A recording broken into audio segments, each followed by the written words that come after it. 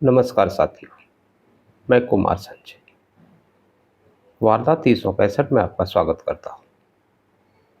साथियों, जैसा कि आपको पता ही है, मैं हमेशा एक नई क्राइम की कहानी लेकर के आप लोगों के बीच में आता रहा हूँ। आज फिर एक नई क्राइम की कहानी लेकर के आप लोगों के बीच में उपस्थित हुआ हूँ। तो साथियों, समय न बर्बाद करते हुए आज की क्राइम की कहानी को शुरू करते हैं। साथियों, एक 54 साल की एक महिला जिसके सर में 2 गोलियां मारी जाती हैं और इसके बाद चाकू से सर पर वार भी किया जाता है। कातिल को जब पूरी तसल्ली हो गई कि अब बचने की कोई भी गुंजाइश नहीं है, तो लाश को उसने इस तरीके से ठिकाने लगाया कि किसी को कातिल का सुराग न मिल सके। लेकिन जब पुलिस ने इस कत्ल की वारदात को सुलझाने जब निकली, तो एक और गुत्थी पुलिस को उलझी हुई मिली। दरअसल जिस महिला का कत्ल हुआ था, उसकी बेटी की हत्या भी 11 महीने पहले हो चुकी थी। उसके बारे में उसको पता ही नहीं था कि मेरी बेटी की भी हत्या हो चुकी है और दोनों का कातिल एक ही व्यक्ति था। तो साथियों, तारीख थी 10 जुलाई 2023 का दिन और जगह थी महाराष्ट्र के नवी मुंबई का एक ओरण का इलाका। इस इलाके में पुलिस कंट्रोल रूम में एक फोन आता है और उस फोन पर एक व्यक्ति ये बताता है कि पिरकौन सरदे गांव रोड पर एक महिला की लाश पड़ी है। इसके बाद पुलिस मौके पर पहुंचती है तो पुलिस ने देखा कि महिला ने लाल रंग की साड़ी पहन रखी है, लेकिन उसके पास में ज्वेलरी या कुछ और सामान नहीं था। उसके सिर में 2 गोलियां मारी गई हैं, गर्दन पर भी चाकू से वार किया गया था।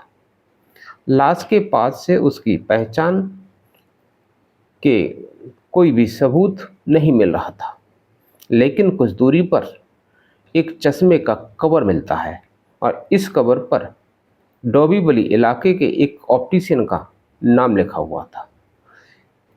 तो पुलिस उस पते के आधार पर ऑप्टिशियन के पास पहुंचती है, फिर उस महिला का फोटो दिखा करके उसके बारे में पूछताछ करती है। तो पता चलता है कि उस महिला का नाम भारती अंबोकर है और वह डोंबिवली की ही रहने वाली है। इसके बाद पुलिस इस महिला के घर पहुंचती है तो आसपास के लोगों से जब पूछताछ की जाती है तो ये पता चलता है कि महिला उस घर में अकेली रहती थी और यह भी पता चलता है कि एक दिन पहले भारती अपनी शादीशुदा बेटी से मिलने के लिए अलीबाग के पायनाड गई थी। भारती ने पड़ोसियों को ये कहा था कि बेटी से मिलने के लिए उसे लेने उसका दामाद म्यूरेस आ रहा है। पुलिस तुरंत भारती की कॉल डिटेल चेक करती है। चेक करने से पता चलता है कि आखिरी कॉल उसके दामाद म्यूरेस की ही थी। अब पुलिस को शक होता है कि उस शक में उसका जो दामाद था म्यूरेस, उसकी तलाश की जाती है। कुछ वक्त के बाद म्यूरेस और उसके 3 दोस्तों को गिरफ्तार कर लिया जाता है और पूछताछ के दौरान म्यूरेस अपना गुनाह कबूल कर लेता है और बताता है कि उसने ही दोस्तों के साथ मिलकर के अपनी सास भारती का कत्ल किया था। कत्ल की वजह पूछने पर वह बताता है कि उसकी सास बार बार उसकी बेटी यानी म्यूरेस की पत्नी प्रीति से मिलने के लिए जिद करती थी। म्यूरेस बताता है कि वह अपनी सास से तंग आ चुका था। वो हर बार कहता था कि प्रीति प्रेग्नेंट है, इसलिए घर से ज़्यादा बाहर आना जाना उसका बंद है, लेकिन फिर भी उसकी सास इस पर जिद पर अड़ी रहती थी। बस इसी बात से तंग आकर के उसने अपनी सास का कत्ल कर दिया। उसके बाद अपने 3 दोस्तों के साथ मिलकर के प्लान बनाया और बेटी से मिलने के बहाने ओरण इलाके में अपनी सास को बुलाया और वहाँ बुला कर के उसने उसमें गोली मार दी। सांस के बचने की कोई उम्मीद ना रहे, इसलिए उसने गर्दन पर चाकू से भी वार किए थे। कत्ल के बाद उसने दोस्तों की मदद से भारती की लाश को एक सड़क के किनारे फेंक दिया था। हालांकि लाश के ऊपर से पहचान की सारी चीज़ें हटाते वक्त उसके चश्मे का कवर वहीं पर छूट गया और उसी सुराग से म्यूरेस की साजिश का पर्दाफाश भी हो गया। अब कातिल और उसके साथी पुलिस की गिरफ्त में थे।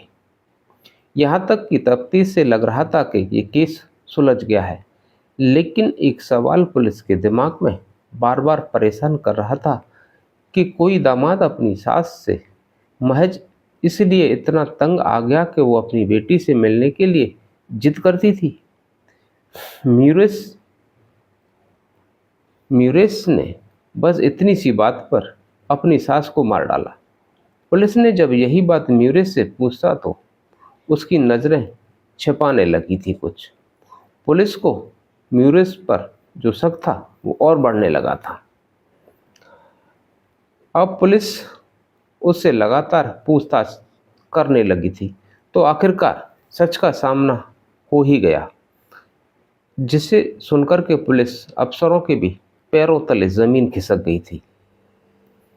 म्यूरेस ने बताया कि वह अपनी पत्नी प्रीति को 11 महीने पहले ही मार चुका था, उसका कत्ल कर दिया था और उसकी सास अपनी बेटी से मिलना चाहती थी, इसलिए प्रीति के कत्ल का राज छिपाने के लिए उसने अपनी सास की भी जान ले ली। पुलिस के लिए ये एक नया खुलासा हैरान कर देने वाला था। 11 महीने पहले म्यूरेस ने अपनी पत्नी का कत्ल किया था और इतने दिनों तक वो कानून की नज़रों से बचा भी रहा। आगे की पूछताछ में म्यूरेस ने बताया कि अगस्त 2022 में अपनी पत्नी प्रीति को अलीबाग के एक लॉज में उसने फ़ोन करके बुलाया था और वहाँ पर उसने उसकी गला घोंट करके हत्या कर दी थी। इसके बाद एक खाई में उसकी लाश को फेंक दिया था। अब यहाँ पुलिस के सामने एक दूसरा सवाल और खड़ा हो गया कि आखिर म्यूरेस ने प्रीति को क्यों मार डाला। इस सवाल के जवाब में म्यूरेस ने बताया कि प्रीति उसकी दूसरी पत्नी थी। 2014 में कत्ल के एक पुराने मामले में अलीबाग कोर्ट ने उसे आजीवन कारावास की सज़ा सुनाई थी। जेल जाने से पहले उसने अपनी पत्नी को प्रीति को 9 लाख रुपए दिए थे। हालांकि 2022 में हाईकोर्ट ने उसे बरी भी कर दिया और वह जेल से बाहर आ गया था। जेल से निकलने के बाद म्यूरेस ने प्रीति के दिए हुए 9 लाख रुपए मांगे तो उसकी पत्नी प्रीति ने रुपए देने से इनकार कर दिया। बार बार कहने के बाद जब रुपए नहीं मिले तो म्यूरेस ने अपनी पत्नी प्रीति को एक लॉज में बुलाया और लॉज में बुला करके उसकी गला दबा करके हत्या कर दी थी। इस नए खुलासे के बाद म्यूरेस के खिलाफ हत्या का एक और नया मामला दर्ज किया गया था, लेकिन प्रीति की लाश जहां म्यूरेस ने बताई थी वहां पर तलाशने पर नहीं मिल पाई थी। तो साथियों, ये थी आज की कहानी।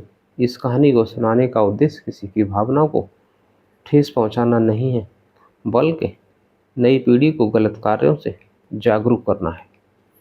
अगर ये कहानी आपको पसंद आई हो तो हमारे चैनल को सब्सक्राइब और एक लाइक ज़रूर दें। कहानी सुनने के लिए आपका बहुत बहुत धन्यवाद।